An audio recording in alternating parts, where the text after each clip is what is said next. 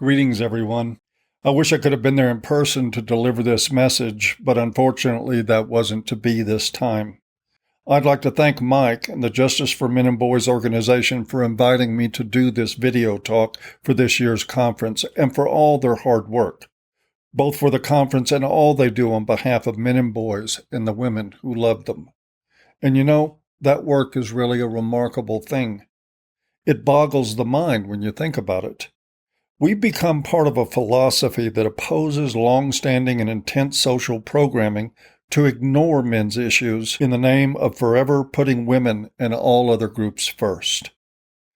The ideas we embrace are healthy, functional, and corrective to social problems, yet are viewed by the general population as pathological and even dangerous. Thanks in part to the fake news media, we've been labeled as haters, even though our work demonstrates that we are, in fact, rejecting hatred and hateful ideology. That's life for MRAs, and more broadly red-pilled people, and it's often marked by loneliness, isolation, and varying degrees of frustration. Compounding that is the fact that our lives require us to assume the daunting task of rejecting the pathological, unhealthy obsession on the issues of women, known as gynocentrism, in a world that will punish you for doing so. Mind you, I'm fully aware that you're hearing me talk about this right now in a country that at one time produced the likes of the great Winston Churchill, but that now imprisons people for telling jokes and practicing journalism. It's hard to forge ahead under these conditions. Or is it? Among other things, that's a question I want to explore, and I'd like to offer some reflections on the modern men's movement, which I see as actually two movements, one personal, the other political. To do that, we have to start with some bad news. Actually, some really bad news. If you're looking for a clear-cut watershed victory for men and boys on any large scale, political or social, you can quit wasting your time. It's never going to happen. There will never be a men's rights victory parade, nor broad legislation that corrects problems faced by men and boys, nor a sweeping shift in public consciousness and sentiment that overrides the destructive human impulse to regard women as entitled and privileged, as an ever-fragile, protected class without agency or accountability. The reasons for that are simple and inescapable. As they say, without men, civilization would only last till the next oil change.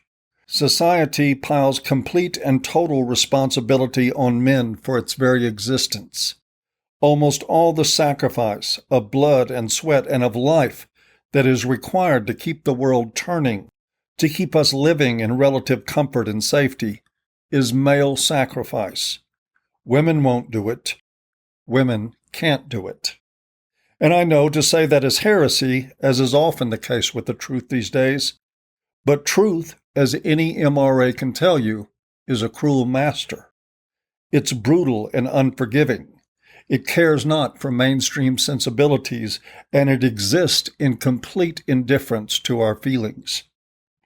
And with the harshness of these uncomfortable truths come some uncomfortable realities, like the fact that in society, men's vulnerabilities will always be overshadowed by expectations for them to protect, provide, and perform.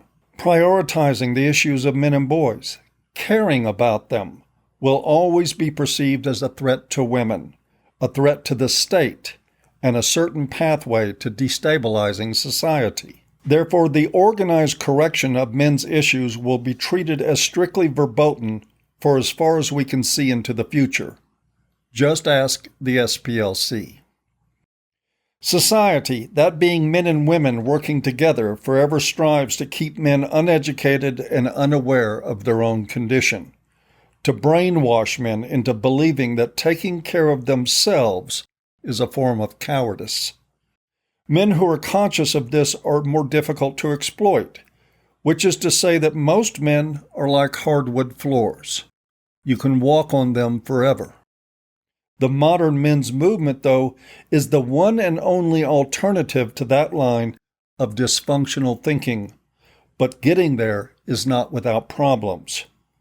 Strangely, in a world as polarized as it can be politically, religiously, and in most other ways humans devise to square off from each other in camps, the deference to those who advocate for women and chastise men is one area of near unanimity. The world agrees on what we know about men. Men don't have problems. Men are the problem. Men have too much power and should be on a mission to yield that power to anyone who demands it. Men need to quit pretending they have problems that matter. Man up and help others. Hopefully, when men die, they do it in an act of bravery, making sure someone else gets to live. If you think I'm exaggerating, you're not paying attention. We're all familiar with the ubiquitous superabundance of male shortcomings, men's addiction to power, their incapacity for love and intimacy, their inability to articulate their feelings to the satisfaction of a feminist mental health industry, their innate and destructive aggressiveness.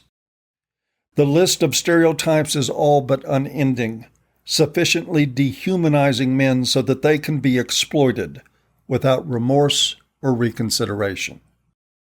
Driven by pure social force, diseases, suicide, homelessness, educational failure, addictions, all predominantly, overwhelmingly male problems, are hidden behind the fabricated false veneer of men's supposed power and privilege. Meanwhile, as the world ever sharpens its ability to impugn men's very existence, our war zones and blue-collar graveyards still run with the blood of men.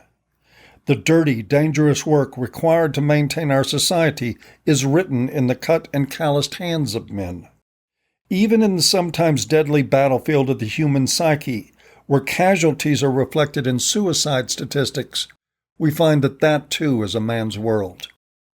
And rather than have compassion for any of this, society is more prone to mock and ridicule men who are uppity enough to talk about it.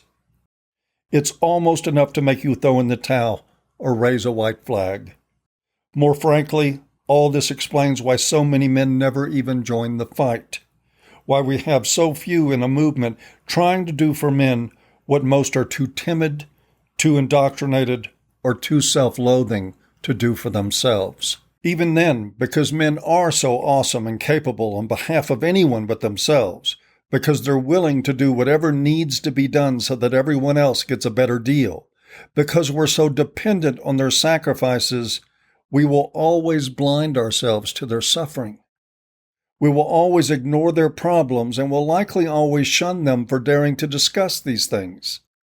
Decades of involvement with men's issues and the lifelong study of human sexual behavior leave me convinced that this will never change across the board for human beings. But even in the midst of all this apparent pessimism, the conclusion I have that matters is not one of hopelessness at all. In fact, it's just the opposite. The fact is that human males are indeed awesome creatures.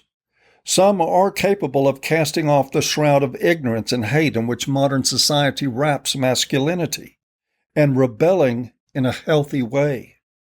How many? We don't know. But the very existence of this movement, its refusal to die, speaks to that truth. Many men can't be reached, of course. Some are just too steeped in the self-destructive tradition of unconscious, servile masculinity. They are destined to go from cradle to grave as obedient zombies, unable to imagine life outside the toxic role prescribed for them by a parasitic society. And let's face it, that is the average man. In understanding that the average man, much like the average woman, is a lost cause, we can and should take solace in the fact that the men's movement is a movement for exceptional people.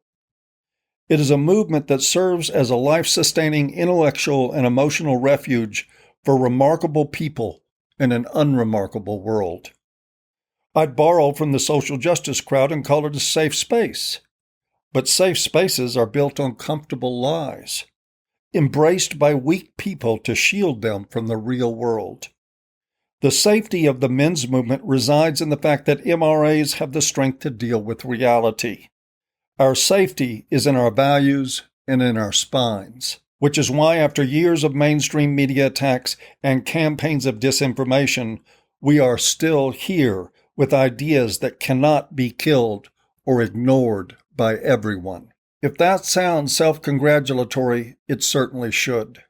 If you are sitting there as a man or a woman watching this, knowing that you're cut from a different, more conscious cloth, that you don't fit into the blue pill world and that you don't want to, knowing that you equally recognize the humanity of both men and women and that you possess a depth of compassion and caring that extends to places and people ignored by the rest of the world, then you are exceptional.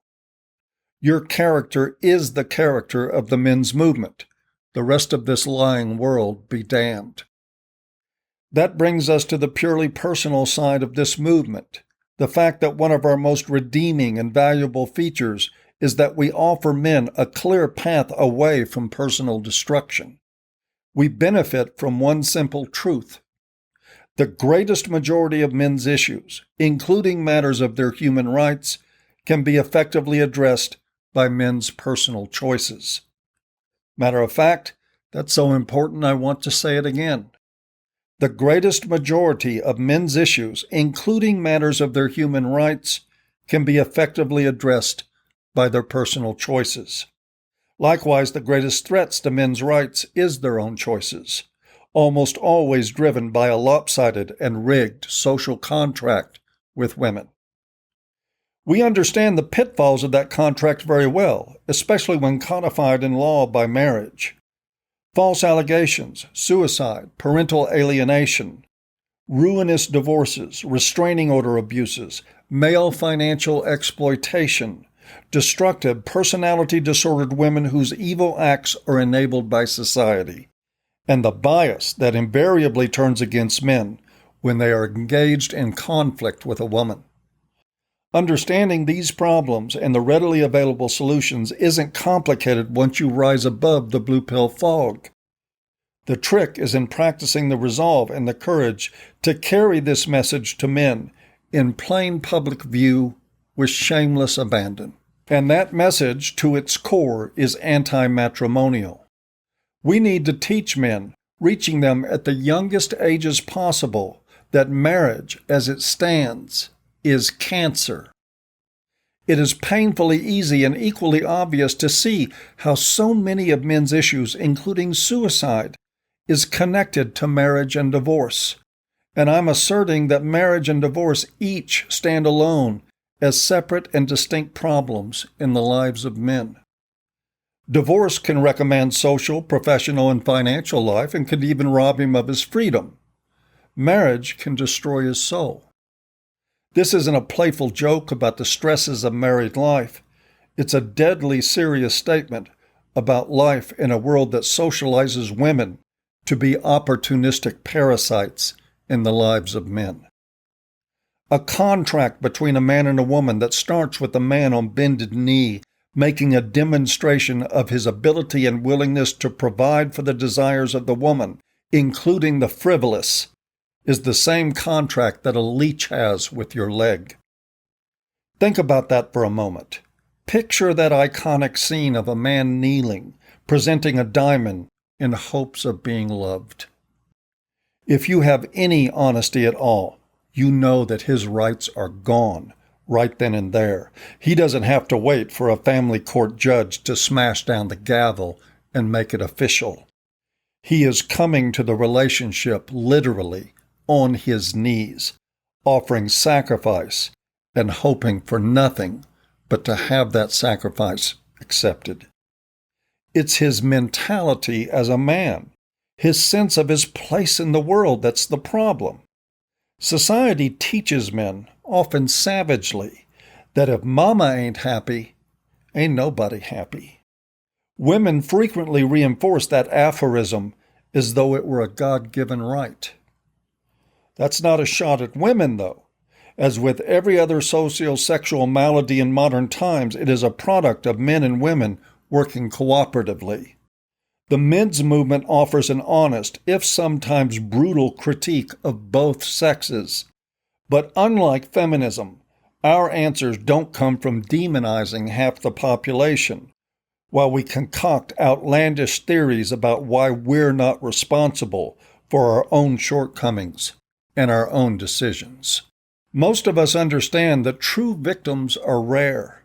Most of our problems are of our own making. Most of our answers are in the mirror, and that is where this movement becomes highly personal. One very direct solution we have is men checking out and going their own way, which they are currently doing in impressive numbers. And if you're wondering that I'm saying that MGTOW is the men's movement, you better believe I am. It is the largest, most functional part of it. It is, in the truest sense, the movement of men, away from toxic expectations, away from rigged contracts, and away from ways of thinking that create a belief that we are beholden to women. Men going their own way don't agree to produce children just to have them taken away. They don't get their property stolen by the state and given to a woman.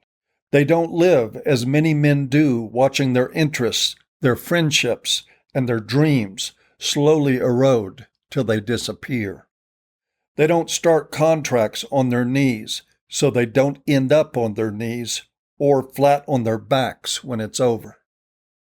By owning their lives and actions, MGTOW are reminding us every day that there are no victims, just volunteers.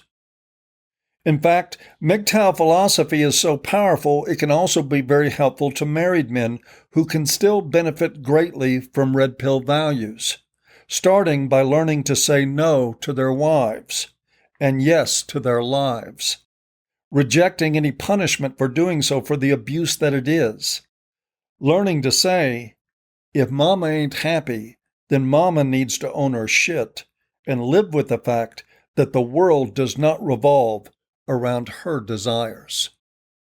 The men's movement, MGTOW philosophy, red pill thinking, whatever you want to call it, is teaching men of all stripes to value themselves.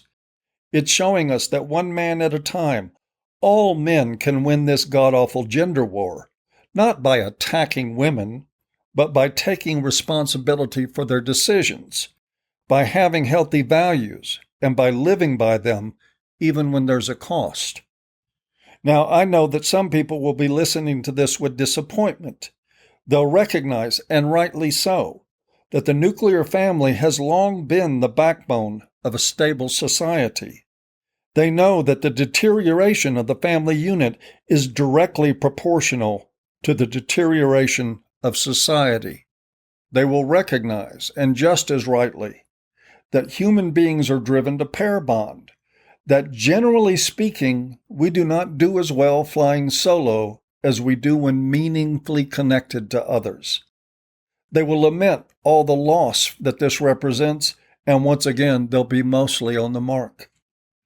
But what I think these people fail to see is that MGTOW isn't an attack on marriage. It's a response to the fact that marriage is now an attack on men. Marriage was broken fatally a long time before MGTOW started gaining its current popularity. It was broken by feminists with no-fault divorce policies that enabled women to steal men's children and their property simply because they wanted to. It was broken by corrupt family courts where the legal profession lines its pockets on the destruction of families.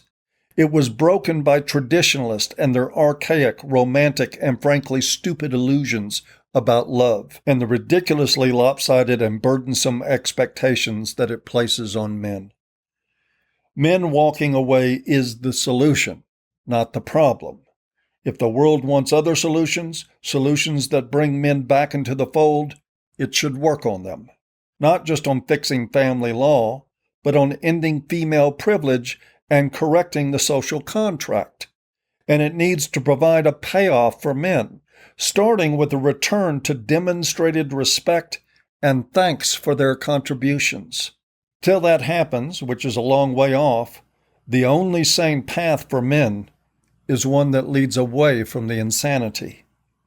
Like I said, this is not going to be sweeping, pervasive change. The point that I'm making, though, is that each and every man within earshot of this talk, married or single, religious or not, straight or gay, of any race or creed, can use this movement, this way of thinking, to make his life infinitely better. We needn't wait for government or women or other men for that matter to do it for us. In fact, waiting for those kind of external forces to come to the aid of men and boys reflects a lack of understanding of the problems. And one last note on this very personal movement. Second-wave feminists, like all feminists, were wrong about nearly everything that ever issued from their mouths. You know that, or you would not likely be at this conference. Either that, or you're possibly a member of the fake news media here covering it. One thing that they did get right, though, they were fond of the notion that the personal is political, a hat tip to the fact that especially in the realm of sex-based issues, the politics of it is deeply, penetratingly personal. The difference is that for women, it meant a war against men. And to be frank, it means the same in reverse for many men new to the MRM, or to disaffected men who are stuck in irrational, unresolvable anger. For them, it's also a war against women. In reality, though, the men's movement is a war with ourselves. It's a war against our lack of values with women, against our gynocentric ways, and against our addiction to group consensus, to the world's abusive, dysfunctional notion of what makes a man.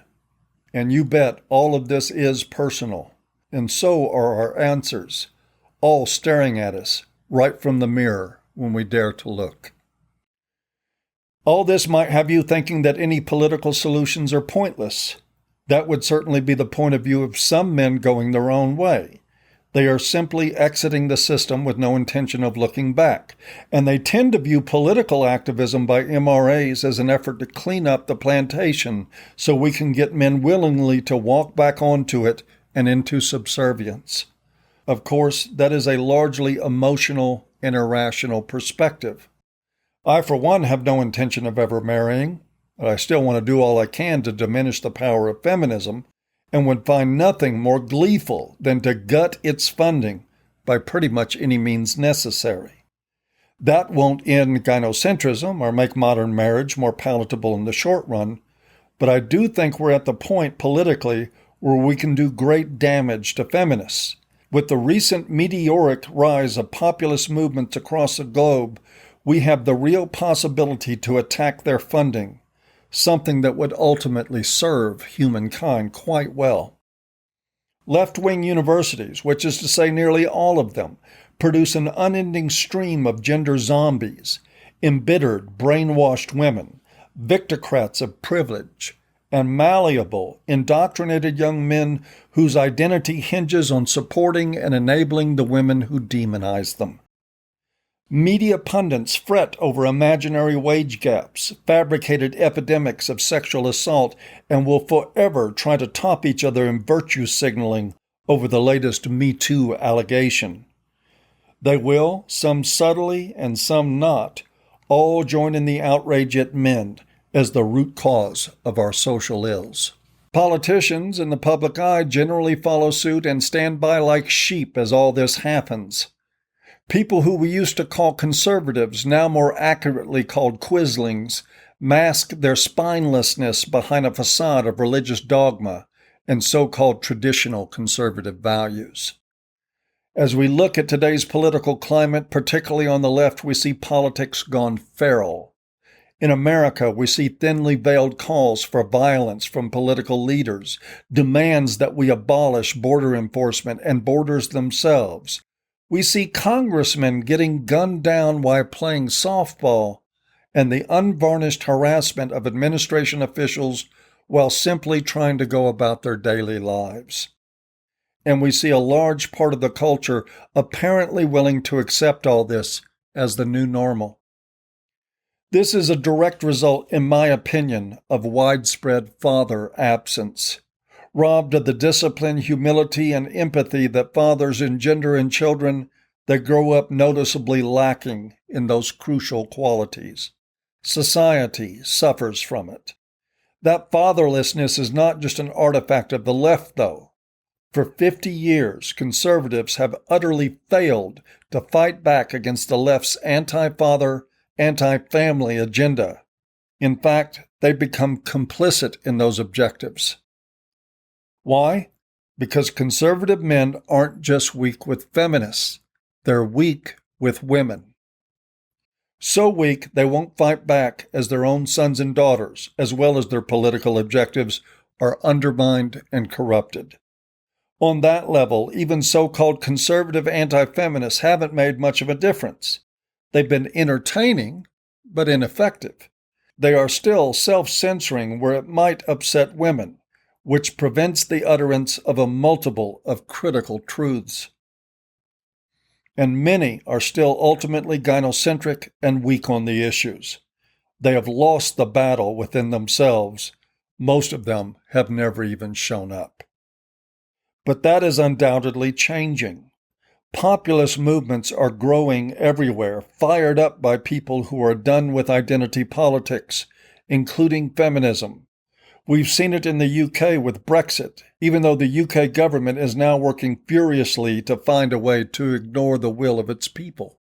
The election of Donald Trump in America was much more than a shot across the bow. It was a political thermonuclear detonation.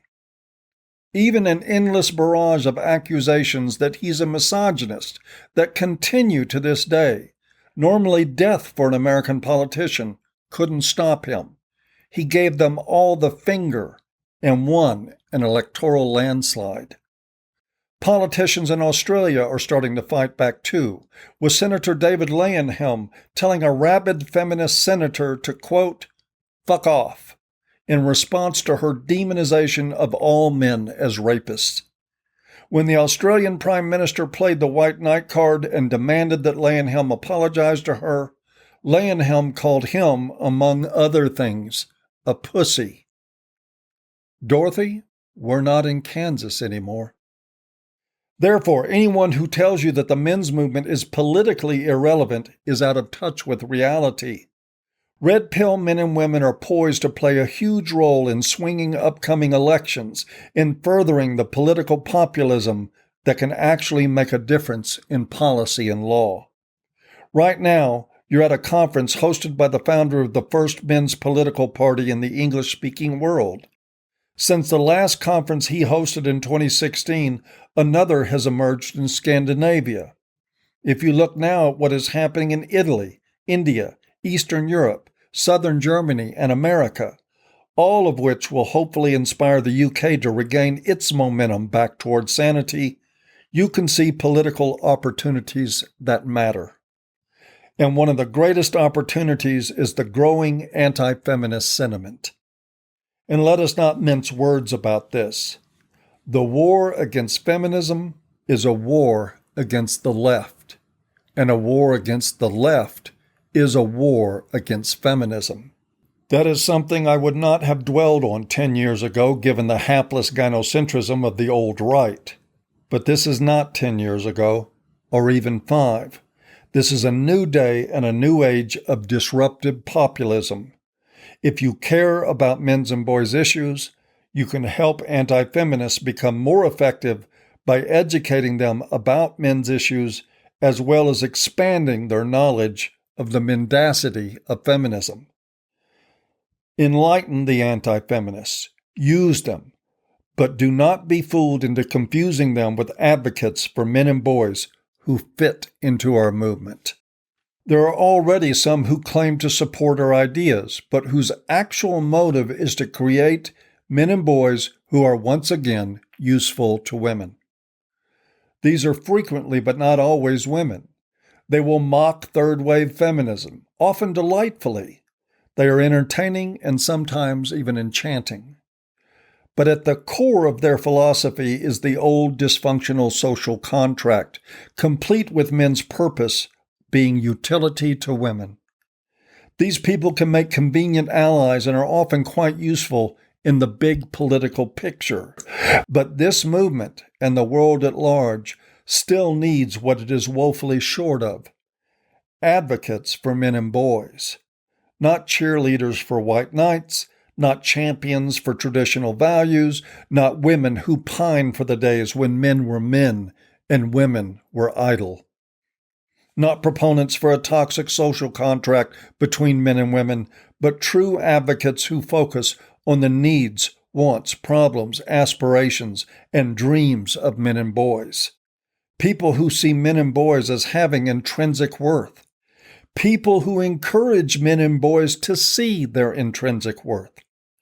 People who understand that for women, real equality is a step down from their current station in life.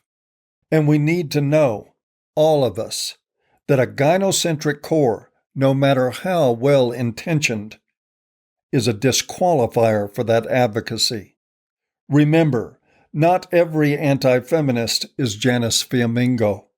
In fact, most of them aren't. Finally, I'd like to end this talk as I started it, with some thanks for all the people who made this conference possible. To all of you for attending, but especially to those of you in the audience who are more than just anti-feminists. All of you who know that trouncing feminists in the arena of ideas is like winning a foot race against a paraplegic. Those who move past the simplistic pastime of anti-feminism to take a stand for men and boys in this world, even when it makes anti-feminists uncomfortable, even when it makes everyone uncomfortable. I ask you, wonderful warriors, to please keep making people feel uncomfortable, to keep reminding a world that does not want to hear it, that men are human beings. Thank you.